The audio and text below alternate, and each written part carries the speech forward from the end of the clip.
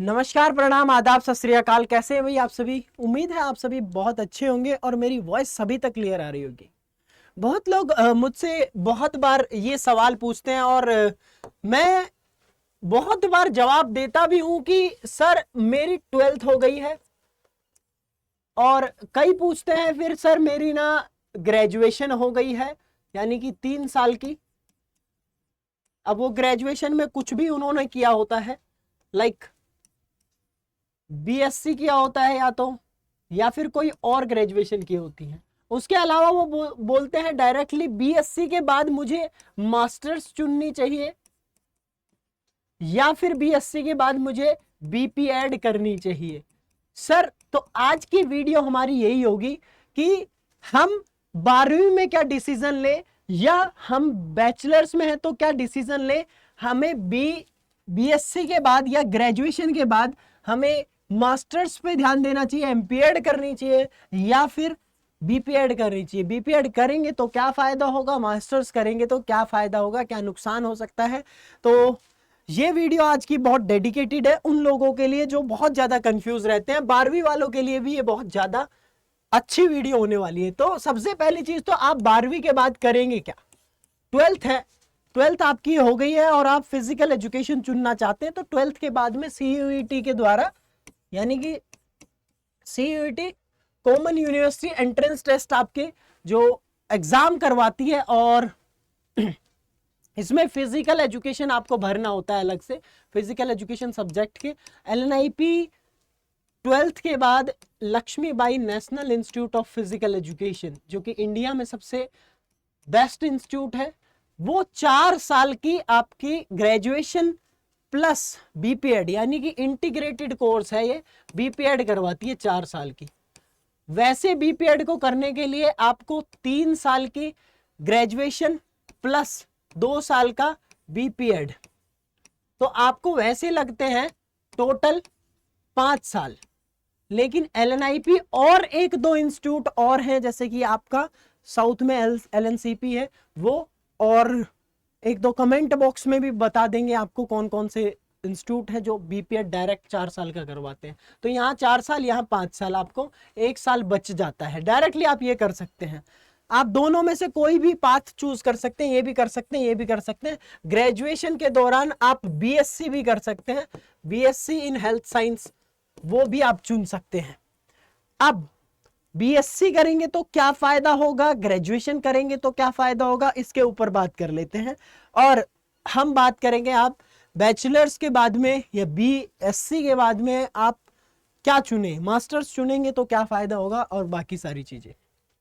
Suppose कर लो आपने अपनी बीएससी कर ली या फिर आपने मान लीजिए चुन लिया डायरेक्टली ग्रेजुएशन कर ली।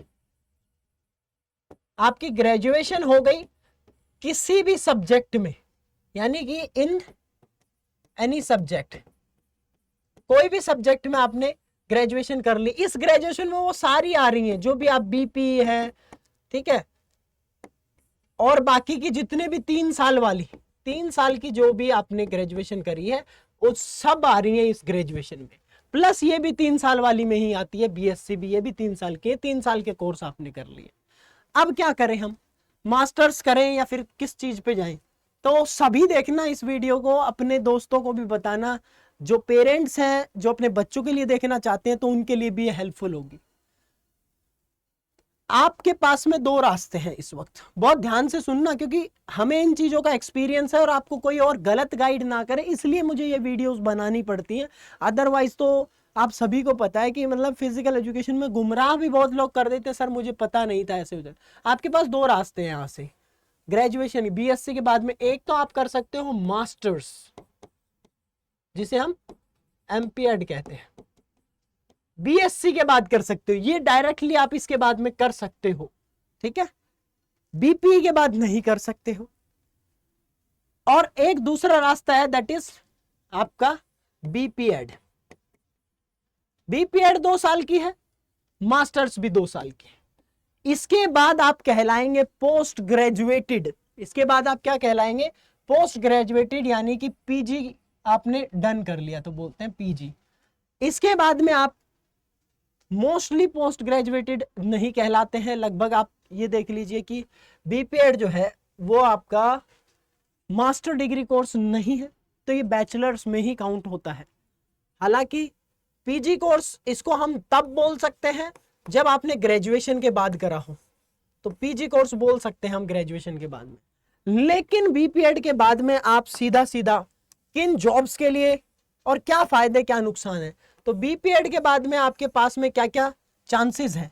तो आप टीजीटी लेवल पे, आप स्कूल लेवल पे, तो टीजीटी लेवल में जितनी भी आ सकती हैं आपके DSSB में वैकेंसी आती है, नवोदय विद्यालय में आती है, केंद्र विद्यालय में आती है, एकलव्य मॉडल रेजिडेंशियल स्कूल में आती है। बाकी आपके जितने स्टेट हैं, हर स्टेट में टीजीटी लेवल पे जो आएगी उसमें आप आराम से भर सकते हैं, ठीक है।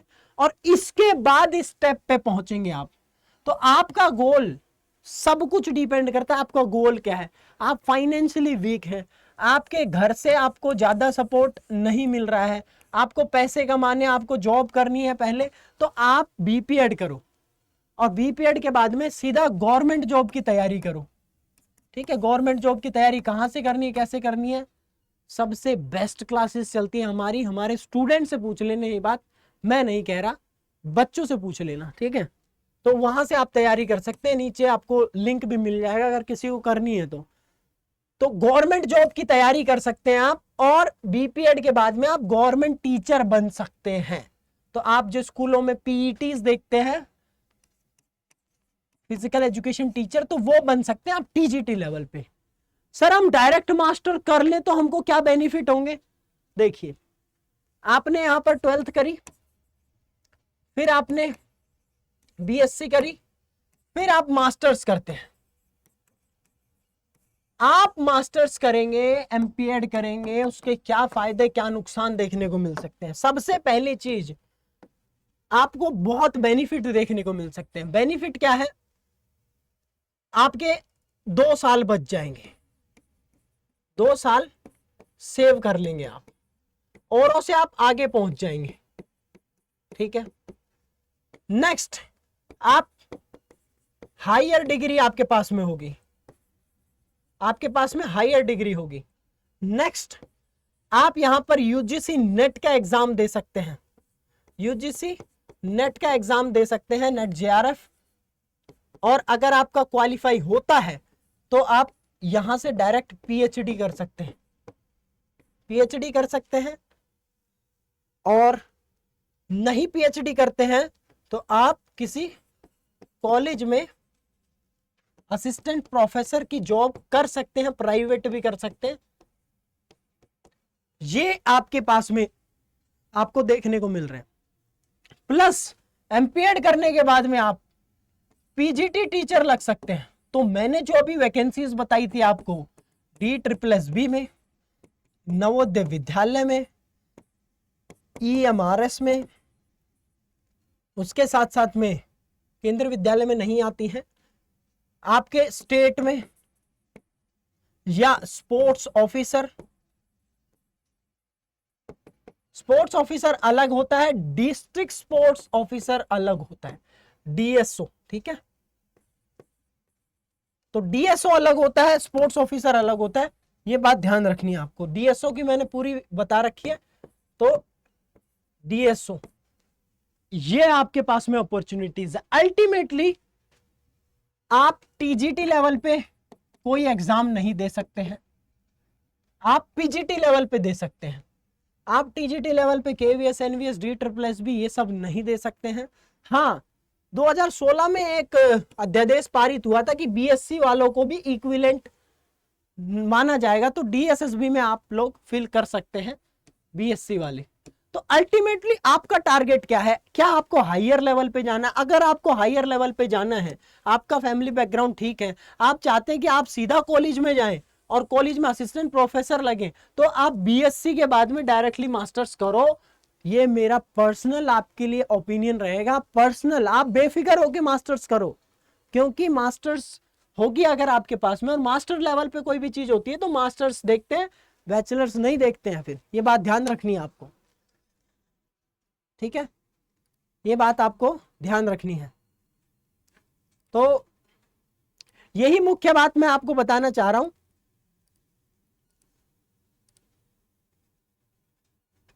तो ये बात आपको क्लियर हो गई होगी मेरे हिसाब से, जितनी बात मैंने आपको बताई। हाँ जी, क्या ये बात आपको क्लियर है? तो यही बात आपकी अल्टीमेटली मैं बताना चाह रहा हूं आपको कि डायरेक्टली बीएससी के बाद में आपको मास्टर्स कर सकते हैं आप। तो मैंने दोनों चीजें आपको बता दी, 12th बीएससी मास्टर्स। लेकिन जिन लोगों ने ग्रेजुएशन करी है और उनको बीपीएड करनी पड़ेगी भैया, क्योंकि बीपीएड के बाद में ही मास्टर चूज कर सकते हैं। तो बीपीएड करके या तो टीजीटी लेवल पे लग जाओ, और हायर एम है तो फिर मास्टर्स करनी पड़ेगी, ठीक है।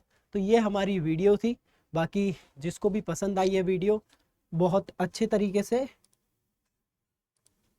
वीडियो को लाइक कर देना, चैनल को सब्सक्राइब कर देना, और अच्छा लगे तो हमारे चैनल को प्यार दो यार, ज़्यादा से ज़्यादा शेयर करो।